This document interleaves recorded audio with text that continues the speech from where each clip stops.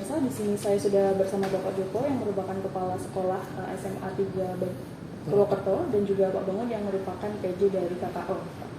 Baik, di sini saya izin mewawancarai terkait dengan KKO dan juga prestasi-prestasi olahraga yang sudah diraih oleh SMA 3 Purwokerto. Baik, mungkin pertanyaan pertama Pak, apa sih alasan khusus dari SMA 3 Purwokerto membuka kelas khusus olahraga Pak? Ya, KKO atau kelas khusus olahraga itu sebetulnya sudah menjadi brand SMA 3 Purwokerto sejak tahun 2006.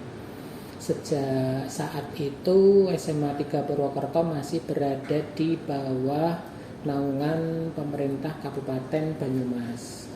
Nah, kemudian pada saat tahun 2017 beralih kewenangan, merupakan kebijakan daripada pemerintah pusat, di mana sekolah SLTA yang tadinya bernaung di bawah pemerintah kabupaten kemudian beralih ke pemerintah provinsi. Saat itu sempat KKO ini berhenti. Nah, berhentinya kenapa? Karena waktu itu sistem seleksinya itu harus wajib melalui online. Nah, sedang penerimaan siswa baru kelas khusus olahraga ini kan tidak mungkin melalui jalur online karena waktu itu belum diberikan satu akses untuk penerimaan murid baru itu melalui offline, maka terpaksa KKO itu sempat berhenti beberapa tahun. Dan setelah saya berada di sini di SMA Negeri 3 Purwokerto, saya kemudian mendapatkan aspirasi yang kuat dari teman-teman untuk kembali menghidupkan kelas khusus olahraga. Dan akhirnya 2 tahun yang lalu alhamdulillah di SMA Negeri 3 Purwokerto mulai dihidupkan kembali kelas khusus olahraga, sehingga sampai sekarang ini kelas khusus olahraga di SMA Negeri 3 Purwokerto bisa dibilang part 2 ya. Edisi kedua ini sudah sampai kelas 11 atau kelas 2 gitu Mbak. Lalu jumlah kelas KKO ini ada berapa Pak? Jumlah kelas KKO-nya baru 1 ya. Jadi kami total itu ada 11 rombongan belajar tiap jenjangnya. Total berarti 33 kelas. Nah, yang kita plottingkan untuk kelas KKO ini baru 1 kelas. Kalau dulu saat ikut kabupaten kita sempat pernah punya 2 kelas gitu.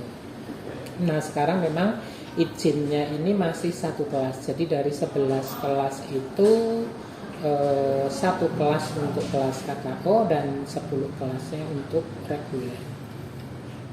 Oke, lalu bagaimana sih proses seleksi siswa untuk masuk ke kelas ini Pak? Ya, proses seleksi untuk kelas khusus olahraga ini meliputi tiga hal ya, yang untuk dijadikan sebagai dasar seleksi. Yang pertama ini adalah mulai dari nilai rapot. Ini kalau Juknis tahun kemarin memberikan satu kontribusi 50%. Kemudian yang kedua ini kejuaraan memberikan satu kontribusi 25%. Dan yang ketiga tes kemampuan anak-anak sesuai dengan cabang olahraga yang mereka pilih gitu. Mungkin bisa dilengkapi dari teman saya Pak Bangun. Ya, pada saat penerimaan peserta didik baru untuk kelas khusus olahraga ada beberapa komponen memang yang diteskan. Salah satunya adalah tes kesadaran jasmani Indonesia. Itu menjadi bagian yang tidak terpisahkan dari proses seleksi KKO. Ditambah dengan seleksi di cabang olahraga masing-masing atau kita sebut dengan tes kecabangan. Itu juga bagian terpenting dari proses seleksi PDB-nya KKO. Kalau untuk cabang olahraganya ada apa saja Pak? Sementara di 2 tingkatan, kalau tadi disampaikan oleh Bapak, kita 1 kelas per tingkat. Kita sudah ada 2 kelas, berarti untuk 2 tingkat. Ada 15 cabang olahraga yang ada di SMA Negeri 3 Purwokerto. Nah, saya boleh nambahkan, Mbak. Jadi cabang olahraga ini tidak ditentukan di awal oleh sekolah ya, tetapi nanti dari pendaftar ini kan nanti akan tahu jumlah pendaftar cabang olahraga voli ada berapa, kemudian sepak bola berapa, kemudian katakan panah berapa, dan seterusnya. Baru dari animo anak-anak berbagai macam cabang olahraga itu nanti kita tentukan kuota gitu. Nah, misalnya kuotanya untuk bola voli putra berapa, bola voli putri berapa, panahan berapa, dan seterusnya. Jadi kalau memang ada anak-anak yang mempunyai satu prestasi di cabang olahraga yang unik ya, yang tidak banyak pesaingnya, itu tidak apa-apa, tetap mendaftar ke sini. Justru itu malah merupakan satu peluang besar untuk bisa diterima di SMA 3 Purwokerto. Lebih-lebih cabang olahraga yang bersifat individu itu. Karena kalau beregu itu kan kalau udah pecah ya istilahnya apa ya, prestasinya kan belum tentu sehebat pada waktu masih satu tim kan.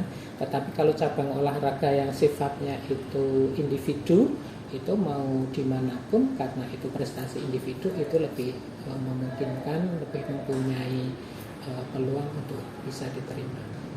Oke, baik. Lalu fasilitas dan pelatihan apa saja sih Pak yang diberikan kepada siswa di KKO ini? Ya, perlu diketahui untuk pemirsa RRI bahwa memang kalau dilihat dari fasilitas yang dimiliki di SMA 3 Purwokerto ini bisa dibilang masih minim ya. Tetapi yang menjadi catatan yang perlu kami sampaikan kepada pemirsa bahwa dengan minimnya fasilitas yang ada di SMA 3 Purwokerto ini bukan berarti kami kemudian menurunkan pelayanannya ya. Kami memang misalnya ya tidak mempunyai lapangan sepak bola. Nah, tetapi kami kan bisa bekerja sama MOU dengan lapangan yang dimiliki oleh desa setempat untuk pembelajaran sepak bola. Nah, tetapi untuk sifatnya yang namanya ini fasilitas-fasilitas yang tidak sulit untuk mewujudkannya, kami akan memfasilitasi dengan sebaik-baiknya. Lalu bagaimana sih Pak sekolah itu memastikan siswa itu tetap seimbang antara akademik dan juga olahraganya? Ya, pastinya begini, target kurikulum untuk anak-anak kelas khusus olahraga ini memang berbeda ya Mbak ya dengan anak-anak yang reguler, karena memang mereka sudah mempunyai pilihan hidup itu ada di jalur olahraga. Jadi olahraga ini bukan sekedar olahraga untuk kesehatan kalau anak KKO, tetapi olahraga prestasi, yang mana nanti dari olahraga prestasi itu akan menjadi jalan hidup bagi mereka. Nah, sehingga kami memberikan satu pemahaman kepada siswa dan kepada guru yang mengajar kelas KKO bahwa target kurikulumnya jangan disamakan itu. Tetapi untuk target prestasi mereka di dalam bidang olahraga ini mereka harus disupport semaksimal mungkin. Lalu Pak, apa saja prestasi siswa dari kelas KKO ini di tingkat daerah maupun nasional? Ya, coba Pak Bangun ini paham betul. Untuk prestasi anak kelas khusus olahraga yang terdekat, kita menjadi salah satu sekolah yang saya kira dengan jumlah atlet terbanyak pada pelaksanaan kegiatan Popda SMA SMK sederajat tingkat Kabupaten Banyumas tahun 2024 kemarin.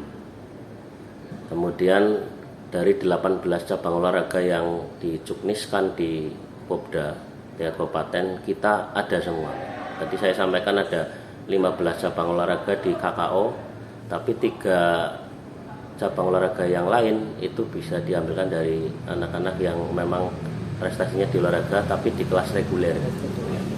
Saya berikan gambaran tadi betul yang disampaikan Bapak Kepala Sekolah berkaitan dengan kurikulum. Di KKO memang berbeda untuk jam pembelajarannya. Jadi rutinitas di pagi hari itu latihan. Jadi diawali dari jam 6 sampai jam setengah 8 itu anak-anak rutin latihan pagi, didampingi oleh teman-teman dari guru PJOK. Dilanjutkan nanti pembelajaran di kelas, kemudian dilanjutkan kembali dengan latihan sore yang mana kita kembalikan ke masing-masing klub. Itu gambaran yang ada di KKO SMA Negeri 3 Purwokerto. Tentang prestasi tadi, Untuk prestasi tadi saya sampaikan Popda kita juara umum, di tingkat nasional pun ada beberapa yang sudah masuk dan beberapa atlet juga sudah jadi atletnya Kabupaten Banyumas. dan satu anak udah go internasional. Iya, ya, Mbak. betul. Ya, ada satu anak ini masih kelas 10 ya. Dia atlet sepak bola. Sekarang baru pemusatan pelatihan yang kedua itu di Portugal. Ya. Jadi atas nama Mas Sabita ini sekarang posisinya masih pemusatan pelatihan di Portugal, dan bahkan nanti mungkin kalau di sana dalam tanda petik laku ya, dia direkrut oleh tim sepak bola di sana, bisa saja mereka dia itu nanti melanjutkan berbulan-bulan atau bahkan bertahun-tahun sehingga sekolahnya online. Baik, pertanyaan terakhir Pak, Oke. apa harapan Bapak terkait dengan kelas KKO ini? Ya, pastinya saya selaku yang mewakili di SMA 3 Purwokerto berharap besar bahwa SMA 3 Purwokerto yang brandnya adalah kelas atlet zaman dulu, seperti itu orang menyebutnya. Saya menginginkan agar kelas KKO ini menjadi salah satu daripada keunggulan daripada SMA 3 Purwokerto, dan alumni-alumninya yang sampai sekarang ini sudah banyak tersebar, ada yang menjadi pelatih profesional, ada yang menjadi pendidik dan lain-lain sebagainya, ada yang sudah menjadi sampai atlet SEA Games ya. Harapan saya anak-anak dari kelas khusus olahraga SMA 3 Purwokerto ini bisa berprestasi dan menjadi jalan hidup untuk anak-anak di bidang olahraga. Baik Bapak, terima kasih atas wawancaranya bersama RRI.